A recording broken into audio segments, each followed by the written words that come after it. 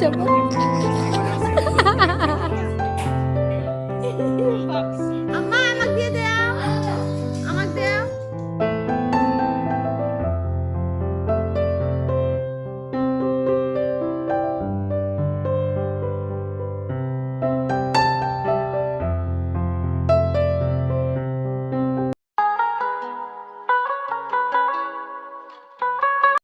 আমার মতে সংসারটা সুখের করতে কিন্তু অনেক কিছুর প্রয়োজন হয় না। দুইজন মানুষের দ্বারাই কিন্তু একটা সংসার অনেক সুখের হতে পারে।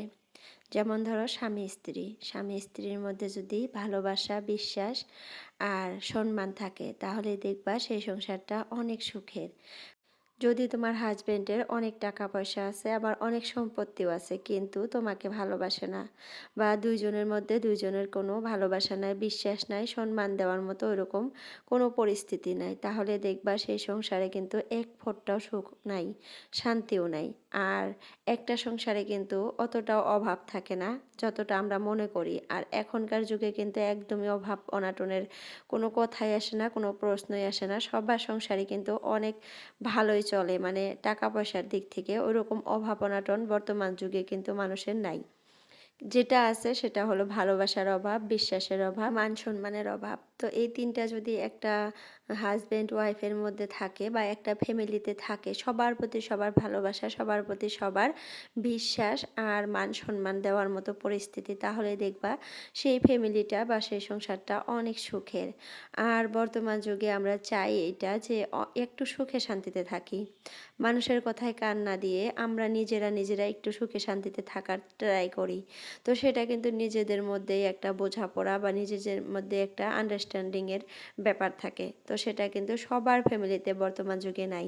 আর এটা কিন্তু অনেক ফ্যামিলিতেই আমি দেখি যে মানুষের জন্য, মানে ফ্যামিলির মানুষ না, আশেপাশের মানুষের জন্য নিজের ফ্যামিলিতে ক্যাসাল বা নিজের ফ্যামিলিতে ওরকম সুখ শান্তি থাকে না। তো সেটা কিন্তু নিজেদেরকে বুঝতে হয়, মানুষের জন্য নিজের ফ্যামিলিতে ওরকম কোনো পরিস্থিতি আনতে লাগে না আমার হিসাবে। আমরা নিজেরা নিজেরা যদি বুঝতে পারি, বিশ্বাস করে রাখতে পারি নিজেদের মধ্যে, তাহলে কিন্তু দেখবা আমাদের সংসারটা বা আমাদের ফ্যামিলিটা অনেক হ্যাপি। মানুষের কথায় আমাদের কোনো যায় আসবে না তখন আর।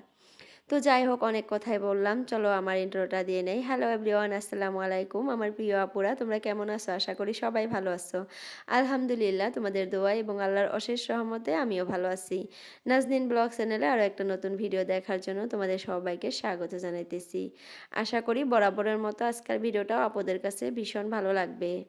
আর যদি ভালো লাগে প্লিজ একটা লাইক দিয়ে আমার পুরো ভিডিওটার পাশে থাকার অনুরোধ রইল। আর যদি কেউ নতুন আসো আমার চ্যানেলটাতে, কোনো আপু বা ভাইয়া, প্লিজ আমার চ্যানেলটা সাবস্ক্রাইব করে অল নোটিফিকেশনটা ক্লিক করে রাখো। এতে করে আমি যখনই একটা নতুন ভিডিও আপলোড করে দেব তোমাদের মোবাইলে কিন্তু নোটিফিকেশনটা পৌঁছে যাবে আর সময় করে তোমরা কিন্তু আমার ভিডিওটা দেখতে পারবা। যদি আমার ভিডিওটা ভালো লাগে তাহলে এই কাজটা করতে পারো, আমি তোমাদেরকে জোর করে বলতেছি না। তো যাই হোক, অনেক কষ্ট করেই কিন্তু তোমাদের সাথে ভিডিও শেয়ার করি, প্রত্যেক দিন বলতেছি, আমি রেগুলার বলতেছি এখন, কারণ ভিডিওতে একদমই ভিউজ নাই, কেন জানি না এটা হয়ে গেছে একদম ডাউন, ভিউজ, রিচ, এঙ্গেজমেন্ট সব কিছু একদম ডাউন হয়ে গেছে। এত কষ্টের ফল যে এইভাবে হবে, মানে এইভাবে দিবে আমার আপুরা বা আমার ভালোবাসার মানুষগুলো, আমি কিন্তু মানে বুঝতে পারি নাই বা ভাবতেও পারি নাই। এটা রোজা রমজানের মাস, অনেক কষ্ট করি, অনেক কষ্ট হয় এই রমজান মাসটাতে। আমরা কিন্তু মুসলমানরা এই রোজা রমজান মাসটাতে অনেক কষ্ট করি, সবাই করি, খালি আমি বলে না। নামাজ কালাম করতে হয়, সংসারে কাজকর্ম করতে হয়, তার উপরে নিজের কোনো কাজকর্ম থাকে, আবার এই যে এক্সট্রা একটা করে কাজ, এগুলাতে সময় দিতে হয়। তো সবটা মিলিয়ে কিন্তু এত পরিমাণে পরিশ্রম হয় আপুরা, কি আর বলবো, বলার মতো ভাষা নাই। তো প্লিজ তোমরা যদি একটু সময় পাও, একটু সময় পাও, প্লিজ আমার ভিডিওটা দেখে একটা করে লাইক করে দিও আর সাথে একটা সুন্দর মতো কমেন্ট করো যদি তোমাদের কাছে ভালো লাগে তাহলেই। আমার অনেক ভালোবাসার আপুরা আছে যারা আমার রেগুলার ভিডিওগুলো দেখতেছে, কমেন্ট করতেছে, তাদের প্রতি কোনো অভিযোগ নাই। কিন্তু কিছু আপুরা আছে কেন জানি না আমার ভিডিওগুলো দেখতেছে না ইদানিং, আবার একটু করে দেখেই মানে চলে যাইতেছে। তো প্লিজ তোমরা এরকম করো না, আমার ভিডিওটা যদি অন করো তাহলে প্লিজ 3-4 মিনিট দেখবা, আর যদি অন না করো সেটা আলাদা কথা, আলাদা ব্যাপার, কিন্তু অন করলে 3-4 মিনিট প্লিজ দেখো তোমরা, আমি রিকোয়েস্ট করতেছি তোমাদের কাছে। তো যাই হোক, কথা বলতে বলতে দেখো আমি কিন্তু অনেক কাজ করে নিলাম, মানে রান্নাঘরের কাজ, আজকে মানে ইফতারে কী কী রেডি করলাম সেগুলোই আজকে কিন্তু তোমাদের সাথে শেয়ার করলাম, অতটা কিছু শেয়ার করিনি আজকে। তো বিরিয়ানি রান্না করছি, এপাশে মাংস রান্না করছি, আর এপাশে ফল ফ্রুট ফ্রুট, পাপিয়া, তরমুজ, তারপরে তোমরা এটা কি বলো জানি না, সুবরি বলি আমরা। তারপরে ব্ল্যাকবেরি, তারপরে খেজুর, এগুলা ছিল ফল ফ্রুট। তারপরে স্যালাডের মধ্যে ছিল সেমাস আর টমেটো। আর এখানে বিরিয়ানিটা রান্না করে দেখো রেখে দিছি। তো অনেক কিছু রান্না করছিলাম সব কিছুই। তারপরে সবাই মিলে সুন্দর মতো ইফতারটা করলাম। আমার ছেলেও কিন্তু আজকে রোজা ছিল। তো সবাই মিলে ইফতার করার পর তারপরে কিন্তু একটু রেস্ট নিতেছিলাম। আর তোমাদের ভাইয়া কিন্তু ইফতার টিফতার করে বাজারে চলে গেছিলো, মানে প্রত্যেক দিন যায়, তার কাজ থাকে বাইরে, তো যায়। তো আজকে আসার পরে দেখি যে 2টা গেঞ্জি নিয়ে আসছে, মানে তার জন্য 2টা স্পটিং গেঞ্জি নিয়ে আসছে। তো এসে আমাকে বলতেছে আমি পরি, তুমি দেখো কেমন লাগে। তো আমি বললাম যে ব্ল্যাক কালারটা আমার কাছে অনেক ভালো লাগছে, কিন্তু এই যে পিঙ্ক হালকা পিঙ্ক কালার, এটা কিন্তু আমার কাছে অতটা ভালো লাগে নাই। ব্ল্যাক কালারটা কিন্তু তোমাদের ভাইয়ার শরীরে একদম ফুটে উঠছিল, কারণ একদম হোয়াইট মানুষ যে ভালো লাগছিল। তো যাই হোক, তারপরে দেখো মেয়ের জন্য একটা নেল পলিশ নিয়ে আসছে, আর সেটা আয়না নিজেই লাগিয়ে দিল। আর আমি ওই ভিডিওটুকু নিছিলাম, কিন্তু ভিডিওটুকু নাই, কোথায় যে চলে গেল আমি মানে বুঝতে পারতেছি না। তো যাই হোক, এরপরের অবস্থাটা দেখো তোমরা, আমার মেয়ে কি করছে দেখো। আমার পাউডার সম্পূর্ণ মানে পাকার উপরে ঢালছে, ঢাইলা নিজের মুখে লাগাইছে, আবার একটু একটু করে আয়না ওর আব্বার মুখে লাগিয়ে দিতেছে, তারপর ওর ভাইয়ার মুখে লাগিয়ে দিতেছে, মানে সবাইকে সাজিয়ে দিতেছে।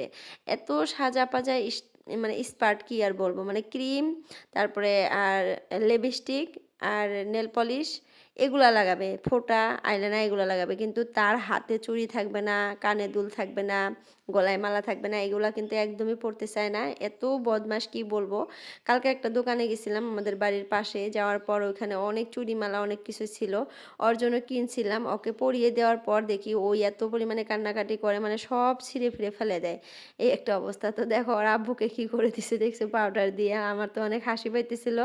এত দৌড়াদৌড়ি করে কি আর বলবো, মানে একবার এই আয়নাতে গিয়ে দেখতেছে ওকে কেমন লাগে, আবার আর এক আয়নাতে যেয়ে দেখতেছে ওকে কেমন লাগে। তো আমি জিশানকে বললাম, মানে আমার ছেলেকে বললাম যে এই জিনিসগুলা ড্রেসিং টেবিলের সামনে থেকে উপরে তুলে রাখো, নইলে ও একদম শেষ করে ফেলবে। আমার ক্রিম সিরিম সব কিছু নিয়ে দৌড়াদৌড়ি করতেছে। তো আমার ছেলে দেখো সব কিছু নিয়ে একদম শোকেসের উপরে রেখে দিতেছে। আমার মেয়েটা না অনেক চঞ্চল, কি আর বলবো, এত পরিমাণে চঞ্চল, মানে যেই রুমটাতে থাকে এই রুমটা একদম শেষ করে ফেলবে, আমাকে আবার গুছাইতে হবে রাতে, এরকম। আর আমার মেয়ের অবস্থাটা দেখো এখন কি বলে ও। আরেকবার কও। Dodo. Dodo. Go. Dodo. Go. I'll go. I'm going. Dodo. আরেকবার কও। Dodo. I'll go. আরেকবার কও। ও ডেডো। Dodo. Go, Dodo, go. আমার সোনা বাবু go. Go. Go. তো যাই হোক আপুরা, অনেক কিছুই দেখলা, কেমন লাগলো কমেন্টে জানাইও। তো আজকের জন্য ভিডিওটা এতটুকুই রাখলাম। বাই বাই, আল্লাহ হাফেজ, সবাই সুস্থ থেকো, ভালো থেকো।